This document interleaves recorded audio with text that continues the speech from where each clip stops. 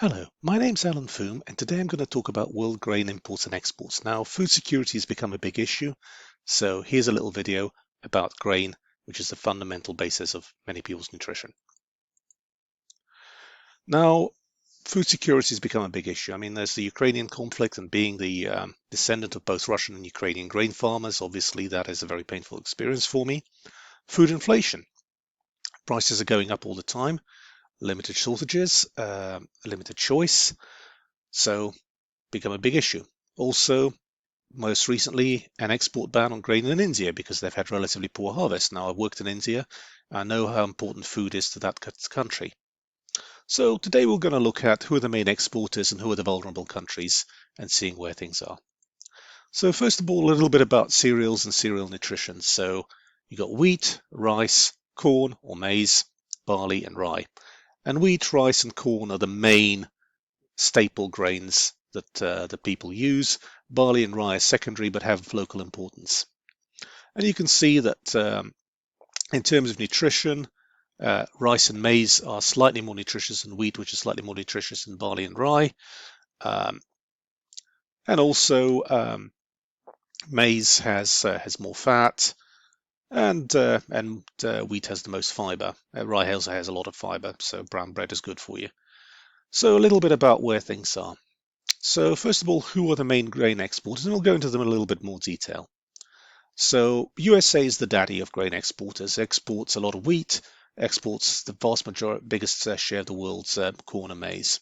It's followed by Argentina, big corn exporter, big wheat exporter, significant barley exporter. Then Brazil exports almost entirely corn, so imports the other grains, but the corn makes up the difference. Russia, big wheat exporter, world's biggest wheat exporter, barley, a little bit of corn, but not very much. Europe, wheat, barley. Australia, wheat, barley. India exports a lot of rice. Big issue. Canada, again, wheat, barley. Ukraine, wheat, some barley, and a fair amount of corn. So Khrushchev's Kukuruza program. And then others all tail off.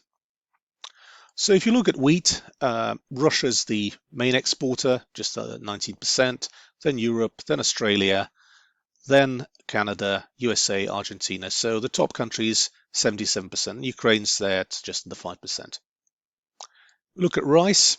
Again, different picture. It's all Asia because that's where the cultures tend to be, apart from the USA over here. So India, Thailand, Vietnam, Pakistan, USA, China. These are gross exports, not net exports. Myanmar, and then tail end of all the others. And if you look at maize or corn, three countries dominate. USA, Brazil, Argentina, then Ukraine. Russia's just here. But three main countries, 81% of the world's gross exports. Okay, so let's have a look at how the different countries are faring. So this is the former Soviet Union, so that's Ukraine, Russia, and Kazakhstan. You can see the fall off in Ukraine now because of the conflict. It's affecting people very hard. Number one, there's a shortage of diesel, and number two, there's a shortage of people because they're being drafted by the army in Ukraine. Russia is set to announce a record harvest. So these are figures from the US Department of Agriculture, including history and forecasts, and Kazakhstan's steady extra. So Russia exports 90% of the world's wheat, 23% of the world's barley, relatively small in the world of corn. And Ukraine, significant exporter in terms of both wheat and barley, but quite a bit less than Russia in those two fields, but a lot more in corn. And then we go to the daddy of all corn exporters, the United States of America. You can note that all the other graphs are to the same scale, but I had to put a different scale on here. And the big factor here is the corn. Not much barley in the USA, but USA, the main source of the world's corn or maize. We go to Canada and Australia. Again, Canada had a relatively poor harvest last year, but due to make up the difference now. Again, Canada is mainly wheat with a little bit of barley and then some rye. The bit that doesn't go to Canadian Club whiskey. And then Australia is, again, wheat and barley. Both have relatively low corn exports. You know, the weather's not quite right for that.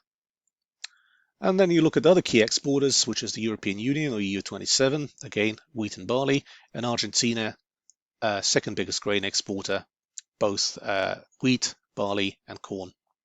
So here are the exporters, those are the main sources. How do people consume grains? Now, the biggest consumer by far on a per capita basis is the USA, but a fair amount of this maize actually ends up going into animal feed. Ditto with Canada.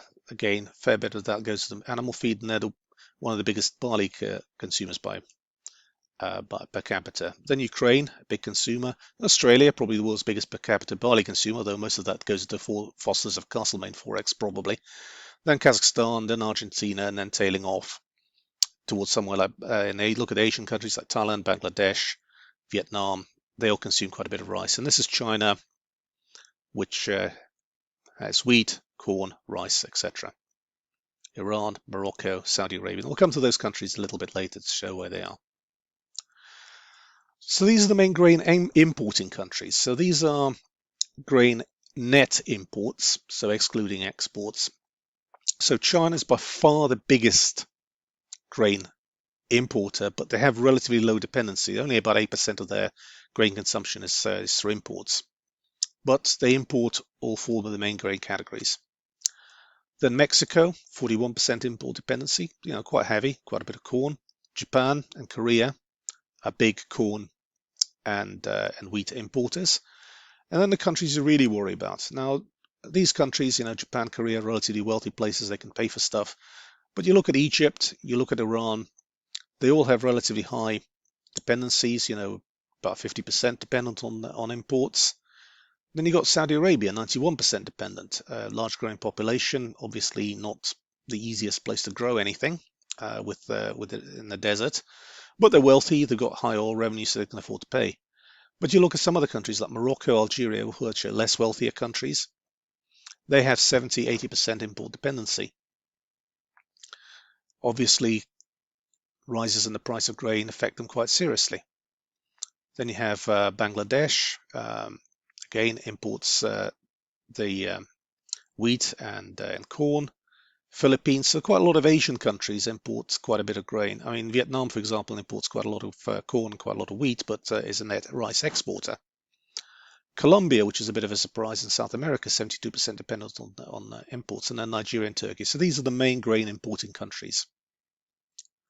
So though China's the main grain importer, they only got 8% dependency, so it's not so dramatic. OECD Asia, Japan, South Korea, both mountainous countries with dense populations, but are wealthy countries, so they can afford to buy the grain. Makes sense, market specialization. Middle East, North Africa, that's the bit where people are really worried. That's where we had the Arab Spring. Prices of food go up. People feel a lot of pain. People feel a lot of fear. Saudi Arabia is dependent on grain import, but they're wealthy because of the oil. Southeast Asian countries, again, a surprise, again, dense populations, Indonesia, Philippines, Vietnam, they're significant grain importers. And again, that's where the costs are. So that was a bit of a surprise when I was doing the research.